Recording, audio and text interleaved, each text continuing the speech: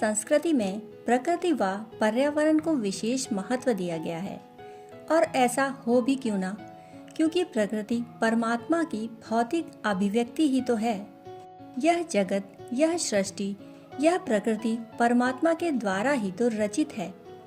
स्वयं मनुष्य भी तो प्रकृति का ही अंग अवयव है।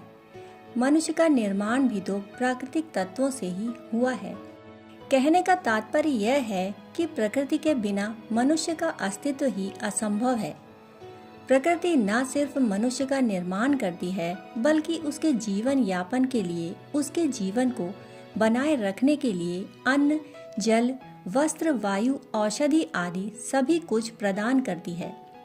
इसीलिए तो प्रकृति को माँ की उपमा दी गई है।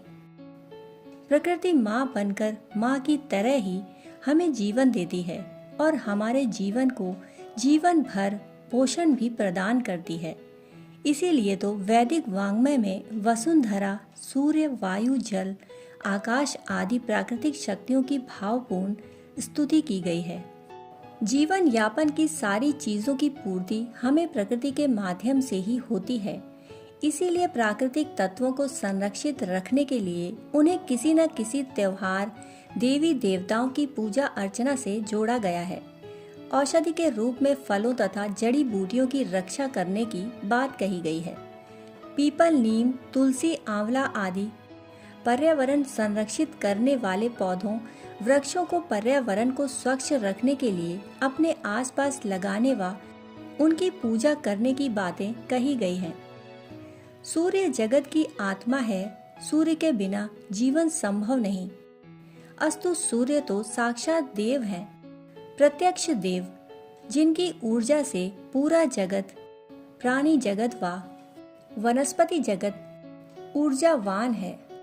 अस्तु सूर्य की पूजा का विधान है।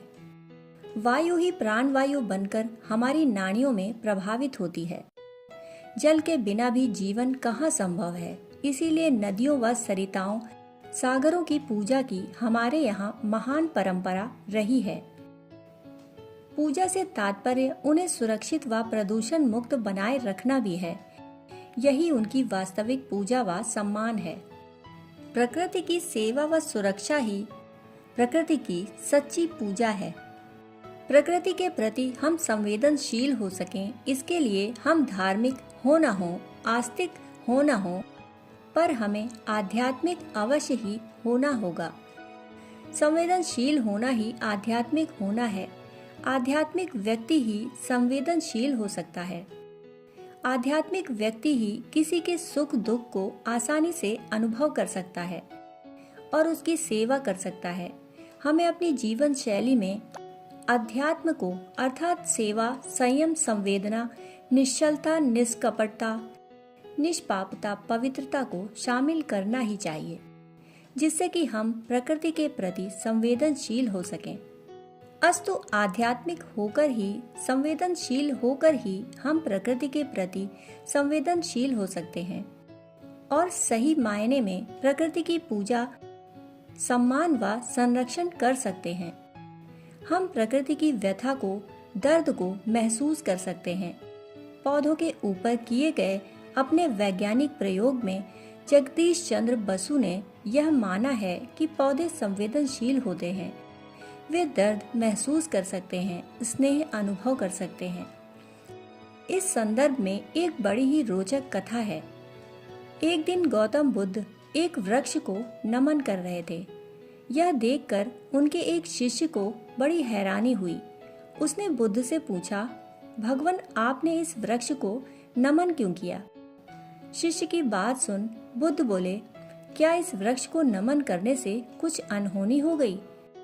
बुद्ध का प्रश्न सुनते ही शिष्य बोला, नहीं भगवान, ऐसी बात नहीं है, किंतु मुझे यह देखकर हैरानी हुई कि आप जैसा महान व्यक्ति इस वृक्ष को नमस्कार क्यों कर रहा है। यह वृक्ष ना तो आपकी बात का जवाब दे सकता है और ना ही हमारे नमन करने पर खुशी व्यक्त कर सकता है। इस पर भगवान बुद्ध मुस्कुराए और बोले, वत्स, तुम गलत सोच रहे हो। वृक्ष भले ही बोल ना पाते हों, परंतु जैसे हर एक व्यक्ति के शरीर की अपनी भाषा होती है, उसी तरह से प्रकृति और वृक्षों की भी एक अलग भाषा होती है। अपना सम्मान होने पर ये झूमकर प्रसन्नता और कृतज्ञता दोनों व्यक्त करते हैं। इस वृक्ष के नीचे बैठकर मैंने साधना की है। इसकी पत्तियों ने मुझे शीतलता दी, मुझे धूप से बचाया। इसके प्रति कृतज्ञता व्यक्त करना मेरा कर्तव्य है। सभी को प्रकृति के प्रति हमेशा कृतज्ञ बने रहना चाहिए, क्योंकि प्रकृति ही हमें सुंदर और सुघड़ जीवन देती है। फिर शिष्य को वृक्ष की ओर देखने का इशारा करके बुद्ध बोले, तुम जरा इस वृक्ष की ओर देखो कि इसने मेरे धन्यवाद को कितनी खूबसूरती से लिया है और जवाब में मुझे झूमकर बता रहा है कि आगे भी वह सभी की यूं ही सेवा करता रहेगा। बुद्ध की बात पर शिष्य ने वृक्ष को देखा तो उसे लगा कि सचमुच वृक्ष एक अलग ही मस्ती में झूम रहा है। उसकी झूमती हुई पत्तियां, शाखाएं और फूल मन को एक अद्भुत शांति सी दे रहे हैं। यह देखकर शिष्य स्वयं ही वृक्ष के सम्मान में झुक गया। प्रकृति का जीवन पूर्णतया परोपकारमय है। प्रकृति हमें भी परोपकारमय जीवन जीने का संदेश देती है। सचमुच आध्यात्मिक दृष्टि संपन्न व्यक्ति ही प्रकृति के सुख दुख को अनुभव कर सकता है। व्यक्ति की पवित्रता जितनी अधिक बढ़ती जाती है, वह उतना ही प्रकृति के नजदीक होता चला जाता है। वह प्रकृति को अपने भीतर उतना ही अधिक उतारता जाता है, अनुभव करता जाता है, महसूस करता जाता है और प्रकृति भी फिर पल पल उसकी रक्षा करती है। अस्तु यदि हम सचमुच ही प्रकृति से प्रेम करना चाहते हैं, प्रकृति की पूजा करना चाहते हैं, तो हमें भी निष्पाप, निश्चल, निष्कपट व पवित्र होना होगा। हमें भी संवेदनशील होना चाहिए, क्योंकि संवेदनशील होकर ही हम प्रकृति की सच्ची सेवा कर सकते हैं और प्रकृति को प्रदूषण मुक्त रखने में अपना सब कुछ अर्पित समर्पित कर सकते हैं। वास्तव में यही है प्रकृति की पूजा, प्रकृति का सम्मान, प्रकृति का आदर, प्रकृति का सत्कार, जिसे हमें स्वयं व समष्टिगत हित में करना ही होगा। यही है प्रकृति के प्रति हमारी सच्ची पुष्पांजलि। साथ ही यह हमारा मानवीय कर्तव्य भी है, राष्ट्रीय कर्तव्य भी है और वैश्विक कर्तव्य भी है। कहानी सुनने के लिए आप सभी का बहुत बहुत आभार। फिर मिलते हैं ऐसी ही कहानियों के साथ। तब तक के लिए धन्यवाद।